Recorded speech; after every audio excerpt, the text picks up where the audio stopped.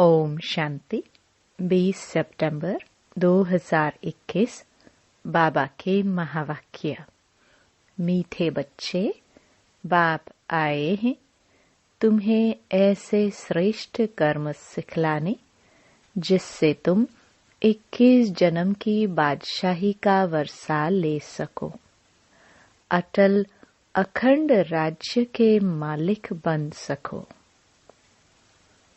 प्रश्न: गृहस्थियों और सन्यासियों के किस एक सिद्धांत में बहुत बड़ा अंतर है?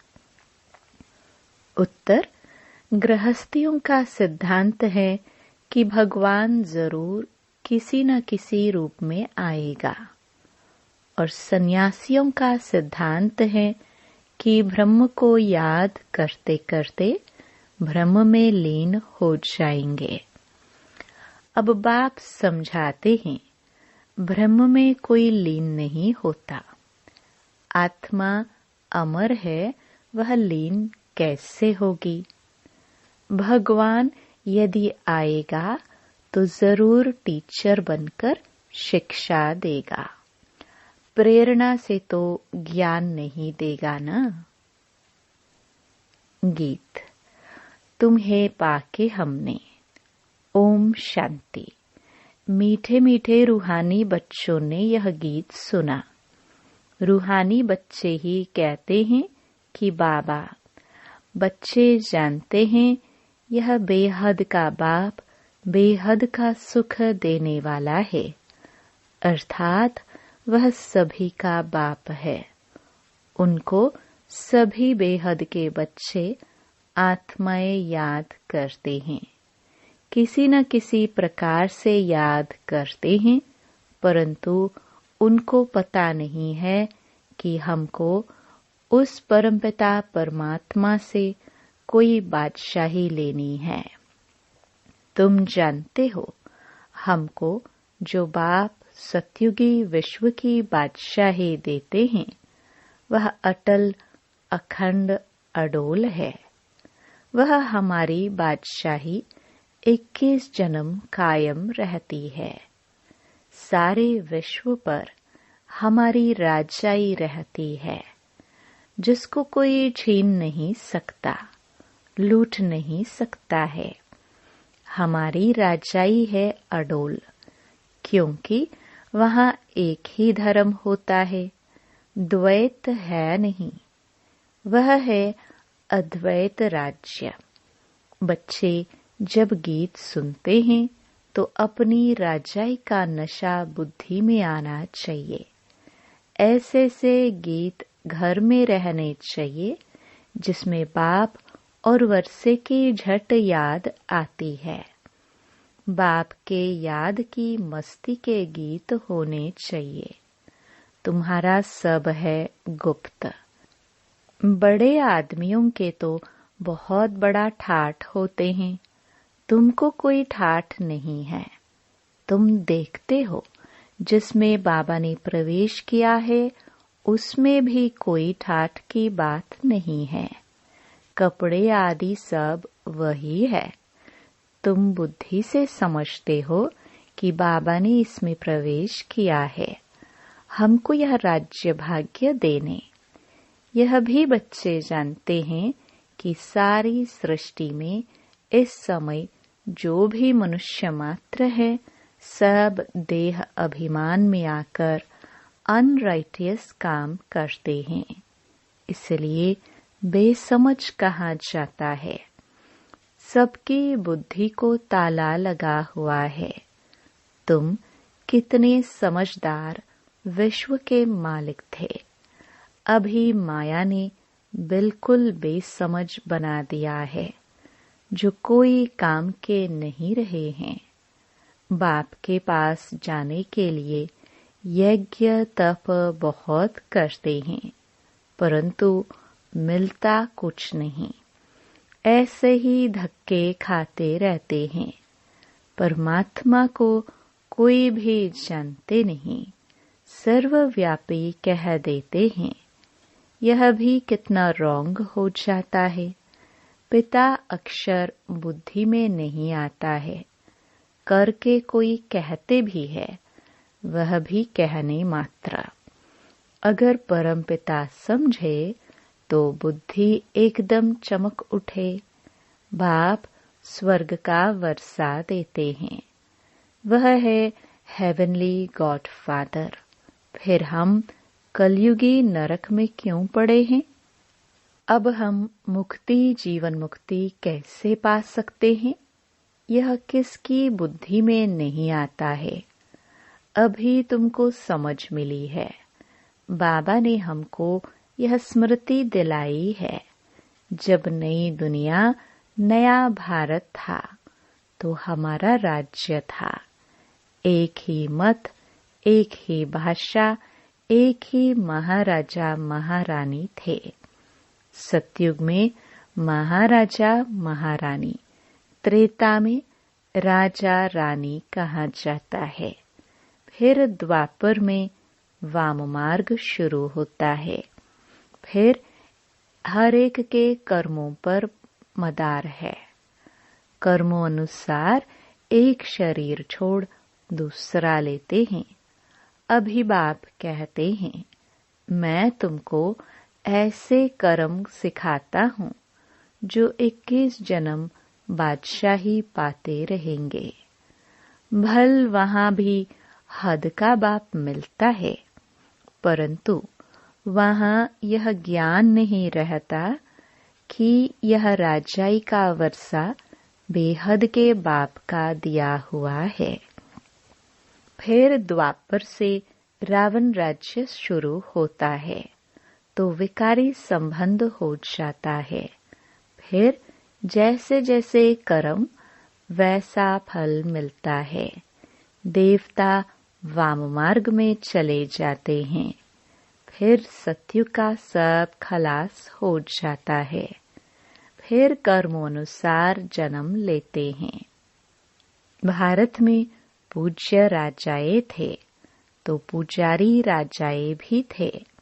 सतयुग में राजा रानी और प्रजा सब पूज्य होते हैं। फिर जब द्वापर में भक्ति शुरू होती है तो यथा राजा रानी तथा प्रजा पुजारी बन जाते हैं। बड़े राजा जो सूर्यवंशी थे वही पुजारी बन जाते हैं। फिर वैश्य वंशी बन जाते हैं। अभी तुम वाइसलेस बनते हो। उसकी प्रारब्ध फिर 21 जन्म चलती है। फिर भक्ति मार्ग शुरू होता है। जो जो पूज्य देवी देवता होकर गए हैं उन्हों के मंदिर बनाकर उनकी पूजा करते हैं। यह सिर्फ भारत में ही होता है। यह 84 जन्मों की कहानी जो बाप सुनाते हैं यह भी भारतवासियों के लिए है।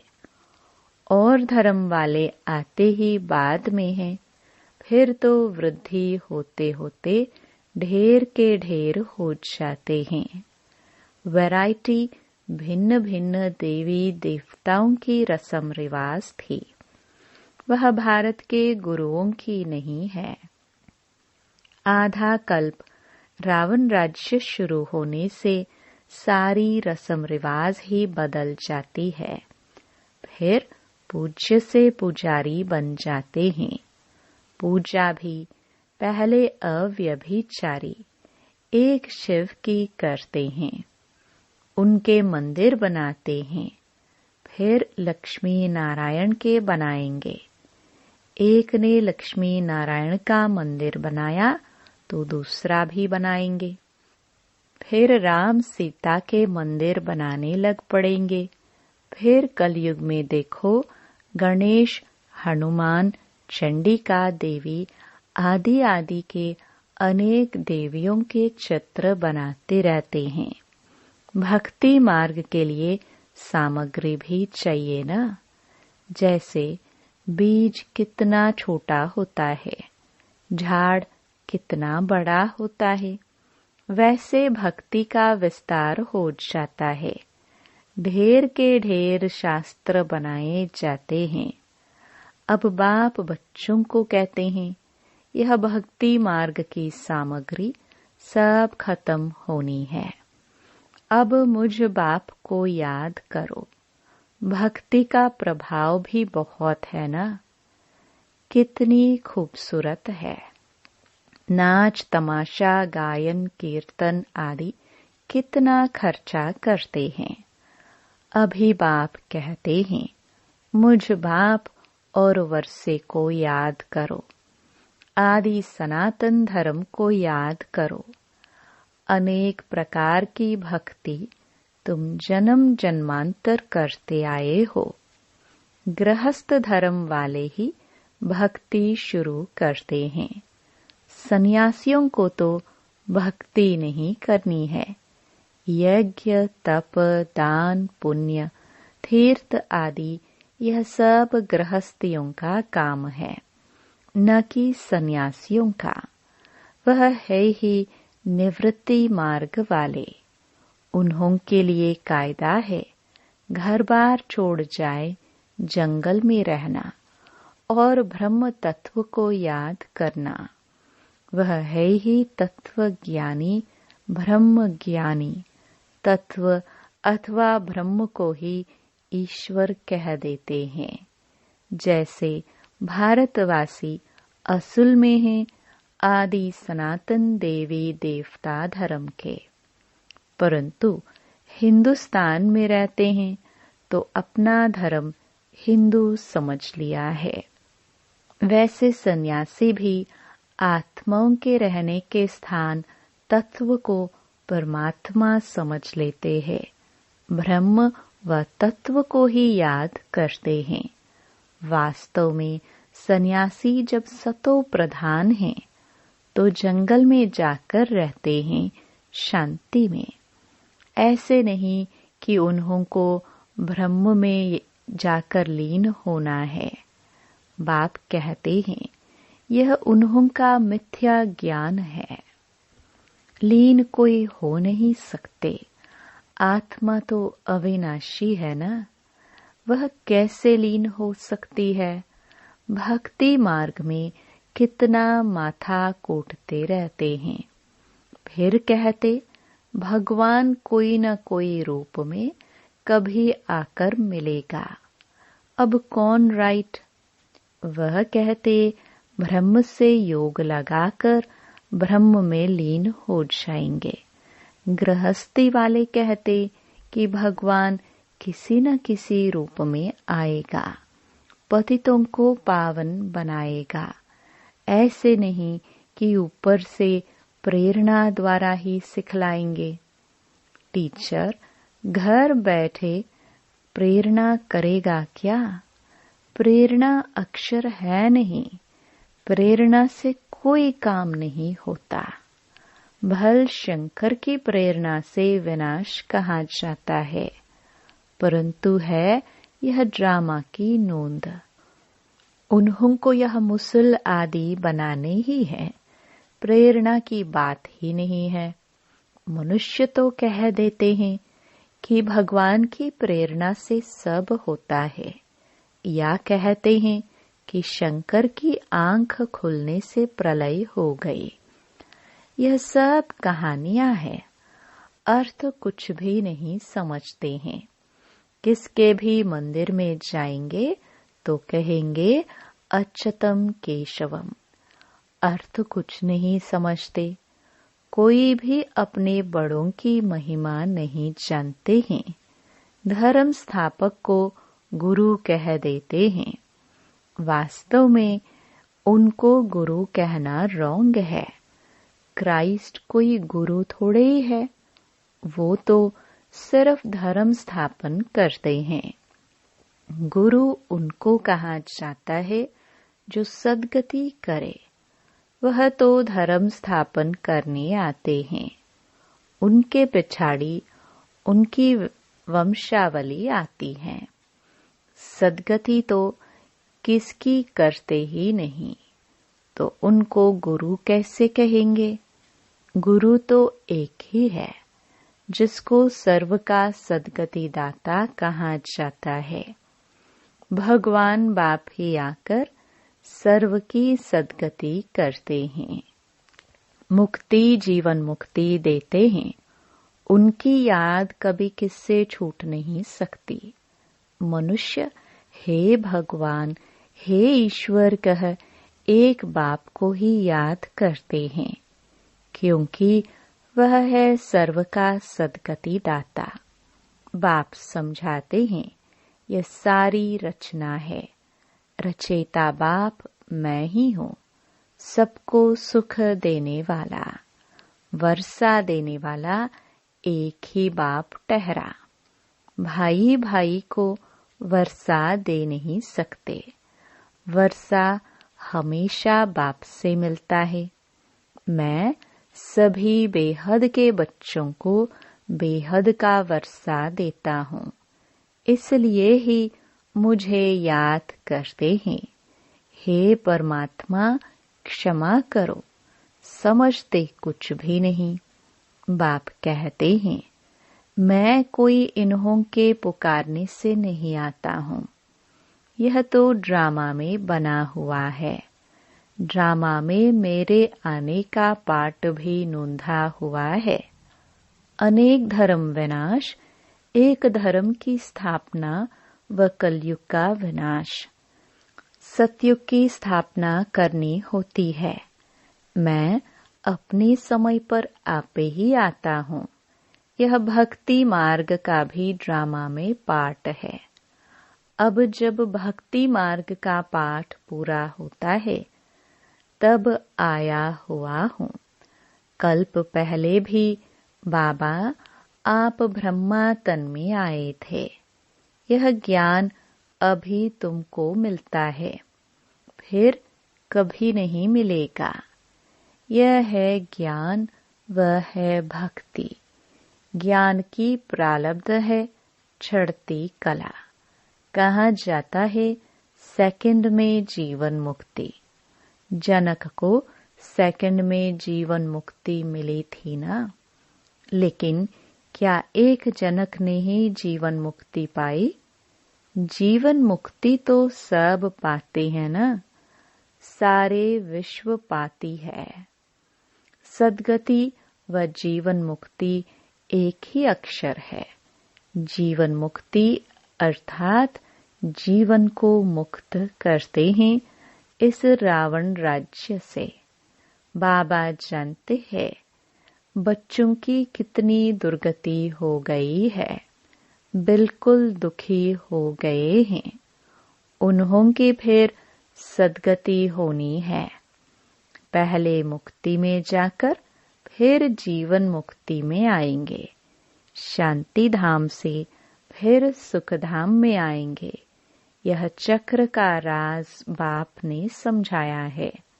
बाप कहते हैं इस समय सारे सृष्टि का झाड़ जड़जड़ी भूत तमो प्रधान हो गया है, इसलिए कोई भी अपने को आदि सनातन देवी देवता धर्म का समझते नहीं है।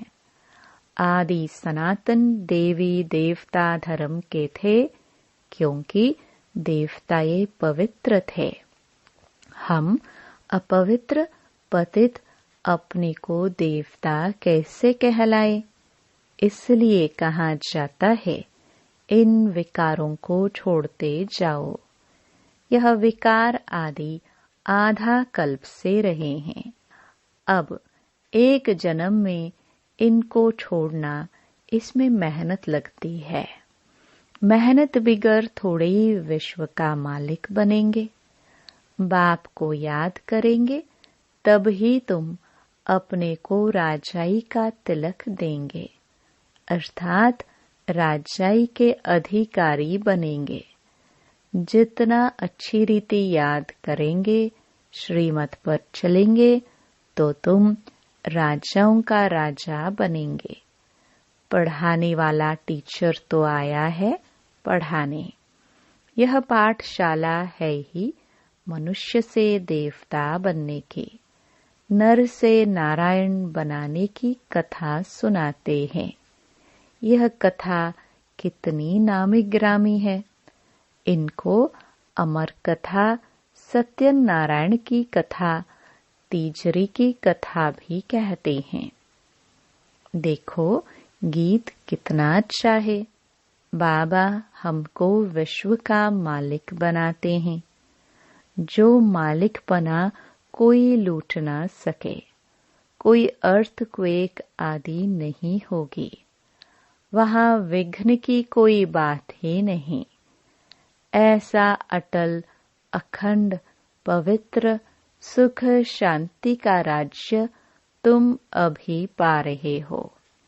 कल्प पहले मुहाफिक हर 5000 वर्ष बाद भारत स्वर्ग बनता है। तुम जानते हो हम सो देवता थे, फिर 84 जन्म लेते लेते आकर यह बनते हैं, फिर हम सो देवता बनेंगे। इसको कहा जाता है स्वदर्शन चक्रधारी। अच्छा मीठे मीठे सिखिलदे बच्चों प्रति मात पिता बाप दादा का याद प्यार और गुड मॉर्निंग। रूहानी बाप की रूहानी बच्चों को नमस्ते। धारणा के लिए मुख्य सार। पहला, अपने आप को राजाई का तिलक देने के लिए याद की मेहनत करनी है। सब विकारों को छोड़ देना है।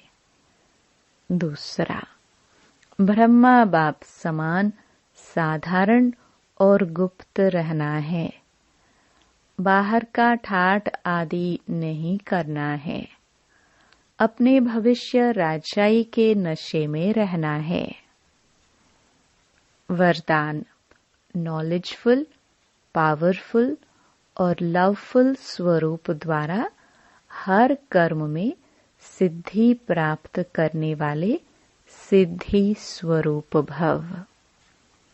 जब वाणी द्वारा सर्विस करते हो तो मनसा पावरफुल हो। मनसा द्वारा दूसरों की मनसा को चेंज करो, अर्थात मनसा द्वारा मनसा को कंट्रोल करो और वाणी द्वारा लाइट माइट देकर नॉलेजफुल बनाओ और कर्मणा अर्थात संपर्क व अपनी रमणीक एक्टिविटी से उन्हें असली फैमिली का अनुभव कराओ। ऐसे जब तीनों स्वरूप में रहकर हर कर्म करेंगे तो सिद्धि स्वरूप स्वतः बन जाएंगे। स्लोगन, अपने पास शुद्ध संकल्पों की शक्ति जमा करो तो यह शक्ति सेफ्टी का साधन बन जाएगी। ओम शांति।